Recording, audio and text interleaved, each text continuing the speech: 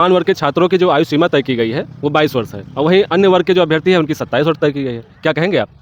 कहना यही है कि सामान्य वर्ग की जो आयु सीमा तय की गई है 18 से 22 वर्ष और उनकी 27 वर्ष तय की गई है, तो समझ में नहीं आता हम लोगों के, और संभवतः सरकार को भी नहीं समझ में आ रहा होगा कि कैसे एक व्यक्ति 7 साल जन्म लेने वाला व्यक्ति 22 साल में बूढ़ा हो जाता है, दूसरा 27 साल के बाद बूढ़ा होता है।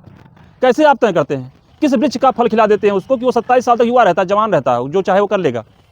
अरे आप हमको बताइए, सरकार से मैं कह रहा हूँ, क्या आपने उसे पारिजात वृक्ष का फल खिला दिया है, पेड़ पौधे खिला दिए हैं, पत्ती खिला दिया है? क्या खिलाया है आपने? अगर ऐसा कुछ खिलाया हो तो सामान्य वर्ग भी वो खाया करे। अभी आप इसको इतना कर रहे हो, 18 साल से लेकर 27 साल रखे हो, कल को आप रखोगे कि अन्य वर्ग 15 साल में आवेदन कर पाएगा, 15 से 28 कर दोगे। महज ये बात उत्तर प्रदेश कांस्टेबल भर्ती की नहीं है, सभी प्रतियोगी परीक्षाओं में यही हाल है कि आयु सीमा को लेकर के सरकार का रवैया बहुत खराब है। देखिए, सरकार एक तरफ आरक्षण दे रही है, दूसरी तरफ उम्र में भी छूट दे रही है। क्या क्या आप देगी उसको? सबसे पहले सरकार को यही सोचना चाहिए कि हमें क्वालिटी चाहिए, मेरिट चाहिए, हमको देश चलाना, हमको प्रदेश चलाना है, ना कि हमें भीड़ बकी चरवाने के लिए नियुक्ति करवा रहे हैं आप। सारी भर्तियों में ये स्थिति बनी हुई है। आए दिन सामान्य वर्ग का युवा छात्र आंदोलन करता है, आप उस पर लाठियाँ बरसाते हो अपने पुलिसों द्वारा। सही की मांग करने पर भी उसे आप लाठियों से मारते हो, और गलत तो बातें छोड़ दो, और गलत आप कर रहे हो, भ्रष्टाचार आप फैला रहे हो। बाद में यही युवा जब चयनित होगा, ये 27 वर्ष वाला अंतिम जो आयु है, ये युवा जब चयनित होगा तो भ्रष्टाचार का पाठ आपने पढ़ाया है, वो भ्रष्टाचार करेगा, आप रोक नहीं पाओगे। जनता को यूँ परेशान करेगा, तेल निकाल लेगा जनता का। क्यों? क्योंकि भ्रष्टाचार आपने फैलाया, दिमाग में आपने उसकी डाला है कि एक 22 साल का युवा हमारे सामने नहीं हो पाया, मैं 27 साल का हो गया हूँ, कल को उनके वंशज जब आएंगे तो मांग करें कि मैं 18 वर्ष में ही नहीं एलिजिबल हो जाता हूँ, मैं 15 में एलिजिबल हो जाता हूँ। आपको 15 वर्ष में उनके फॉर्म डलवाने पड़ेंगे। क्या आप समझ लियो हो? SC ST OBC का राजनीतिक नेतृत्व तो दिखाई पड़ता है, सामान्य वर्ग का कहाँ है? सामान्य वर्ग का उसी में घुल मिल गया है, बर्बाद हो गए हैं वो लोग, वो डर गए हैं। सामान्य वर्ग के जो नेतृत्व करता है उनके दम नहीं है कि वहाँ बोल पावें विधानसभा में या लोकसभा में या किसी मंच से बोल पावें।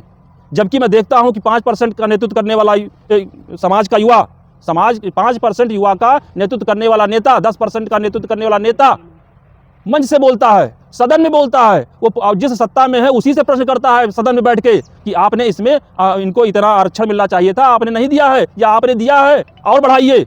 सदन में बात करता है। आप सही को सही नहीं कह पाते हो, हमारे नेता बन के वहाँ बैठे हो, वोट हमारा लेके जाते हो और फिर बाद में बात करते हो उनकी, या मुख बधिर हो जाते हो, सुनाई नहीं पड़ता है आपको, बोल नहीं पाते हो और दिखाई भी नहीं पड़ता है। ये स्थिति है। अगर आरक्षण की यही स्थिति रह गई तो ना तुम बचोगे, ना तुम्हारे वंशज बचेंगे, ना तुम्हारा संप्रदाय, मतलब तुम्हारा वो बचेगा, वर्ग बचेगा, और यही आरक्षण खा जाएगा सबको। अंत में एक प्रश्न आपसे और किया जाएगा। जी बिल्कुल, पूछते रहिए। इसमें जो आयु सीमा को वृद्धि को लेकर मांग चल रही है, तो लास्ट में आप सरकार से क्या अपील करेंगे? सरकार से मैं यही अपील करूंगा, या तो सभी अभ्यर्थियों की आयु सीमा 22 वर्ष हो या सभी की 27 वर्ष हो। आप कम करना चाहें तो सबको 15 वर्ष में एलिजिबल कर दीजिए, लेकिन एक ही पद के लिए, एक ही विभाग के लिए अन्य तरीके से आप जो आयु सीमा निर्धारित किए हैं, ये माना नहीं जाएगा। आपने ये क्यों नहीं किया कि सामान्य वर्ग इंटरमीडिएट पास हो तो फॉर्म डाल सकता है? सामान्य वर्ग का आरोप है कि ये सब आरक्षण की अफीम का कमाल है, जो नेता खा के बैठे हैं और अपने अनुयायियों को भी खिला रहे हैं। देखिए, अनुयायी तो बाद में खाता है, अफीम तो नेता ही खाए बैठे हैं, और खा करके उसी मदमस्त हाथी की तरह इस समय विधानसभा और लोकसभा में बैठ के बोल रहे हैं। तमाम ऐसे मुद्दे हैं जो सामान्य वर्ग के उसके साथ गलत हो रहा है, लेकिन ये नेता बोल नहीं पाते हैं। क्यों?